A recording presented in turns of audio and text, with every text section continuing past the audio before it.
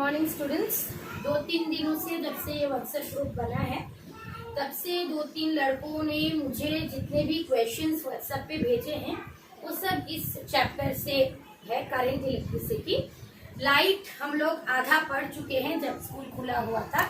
मैंने सोचा था कि लाइट से ही शुरू करूंगी क्लासेस लेना, लेकिन चूंकि मैं देख रही हूँ कि तुम लोगों को इस चैप्टर में बहुत सारे दिक्कत, बहुत सारे सवाल आ रहे हैं, इसीलिए मैंने इसी चैप्टर से शुरू करना ठीक समझा। तो आज हम लोग चैप्टर 6 धारा विद्युत का पार्ट 1 वीडियो मैं भेज रही हूँ तुम लोगों को। इस वीडियो में हम लोग करंट इलेक्ट्रिसिटी से रिलेटेड जो भौतिक राशियां हैं उनके बारे में अच्छे से समझने की कोशिश करेंगे।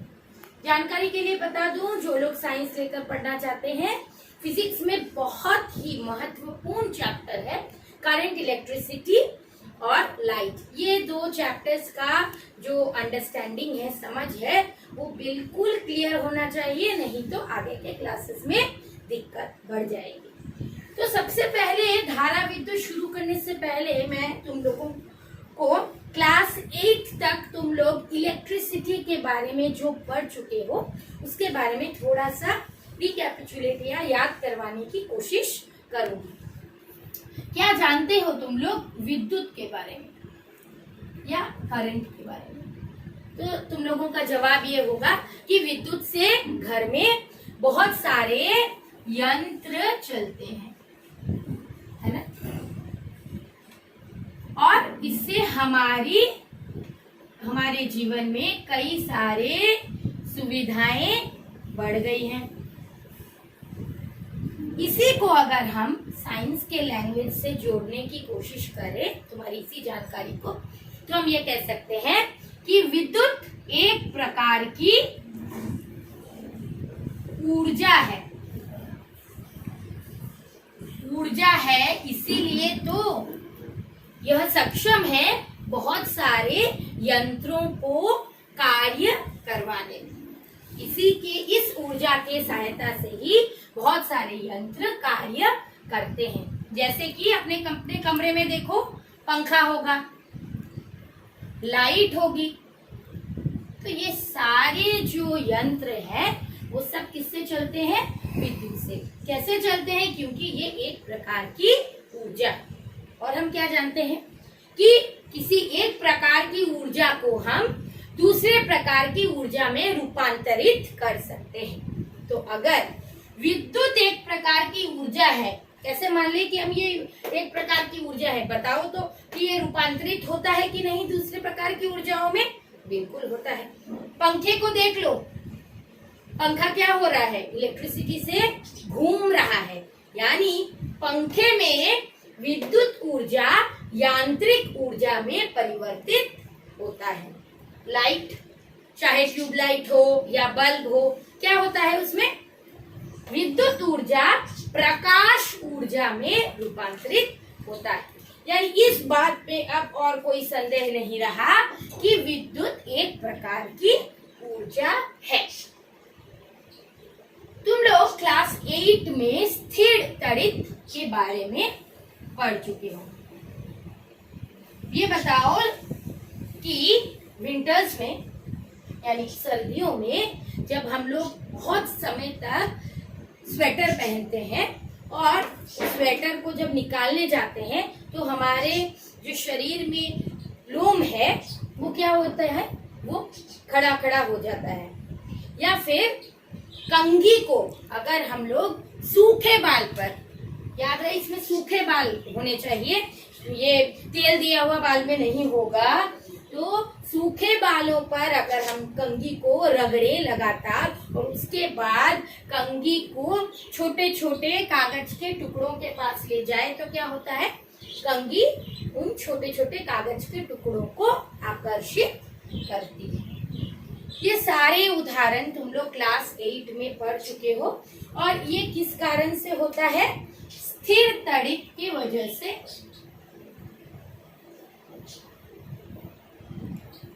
होता है। स्थिर यानी एक जगह पर रुका हुआ। तो कैसे ये तड़ित या विद्युत उत्पन्न हो गया अचानक घर्षण से।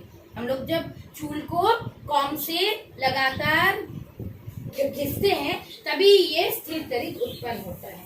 ऐसे तो हमारा पूरा शरीर और जितने भी पदार्थ हैं उसमें क्या हो रहा है, हम लोग परमाणु से बने हैं, यानी प्रोटॉन, इलेक्ट्रॉन और न्यूट्रॉन। तुम लोग ये भी जानते हो कि प्रोटॉन और इलेक्ट्रॉन की संख्या बराबर होती है।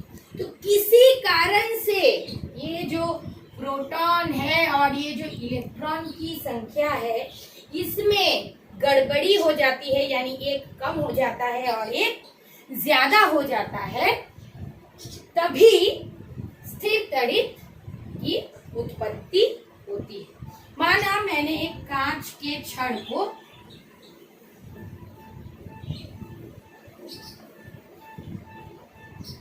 रेशम के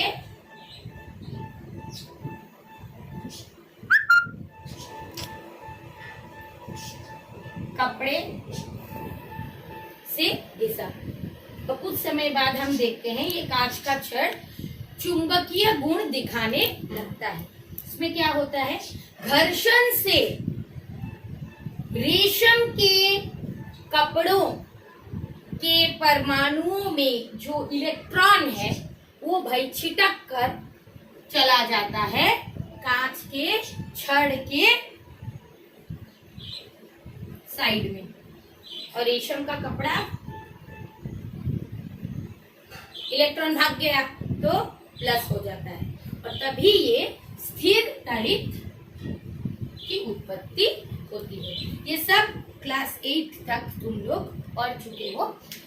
अभी हम लोग पढ़ेंगे धारा विद्युत। धारा यानी एक जगह से दूसरी जगह जाने वाला आवेश। विद्युत है तो निश्चित रूप से आवेशित कण होंगे।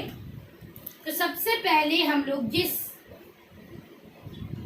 भौतिक राशि के बारे में पढ़ेंगे वो है विद्युत धारा। इसकी परिभाषा क्या है?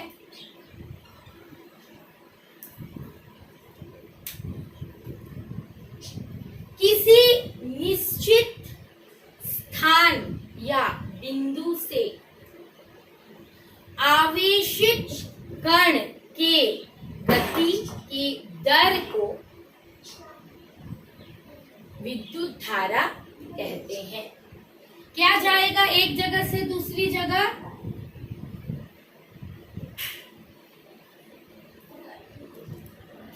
आवेशित कण, और कितने समय में जा रहा है। दो राशियां हैं, एक है आवेशित कण, दूसरा है समय। विद्युत धारा को I द्वारा दर्शाया जाता है। I is equal to Q by T। Q है आवेशित कणों में कितना आवेश है, चार्ज कितना है।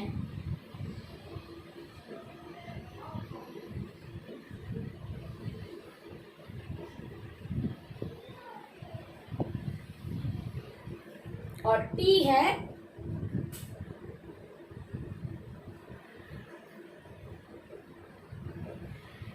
समय।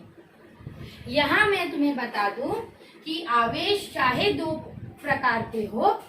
धारा विद्युत में ऋण आवेशित कण यानी इलेक्ट्रॉन का ही प्रवाह होता है। तो यहाँ Q के जगह पर हम Ne भी लिख सकते हैं, जहां E है एक इलेक्ट्रॉन पर आवेश। ये क्या है? एक इलेक्ट्रॉन पर आवेश।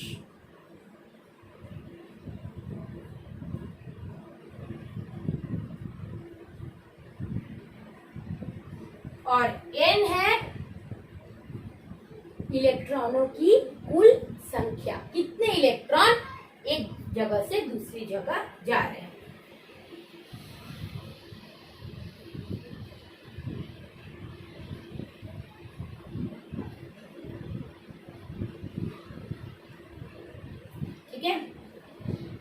धारा विद्युत का डेफिनेशन एग्जाम में नहीं पूछेगा, लेकिन तुम लोगों को निश्चित रूप से कॉन्सेप्ट क्लियर होना चाहिए। क्या पूछ सकता है या पूछता है, धारा विद्युत को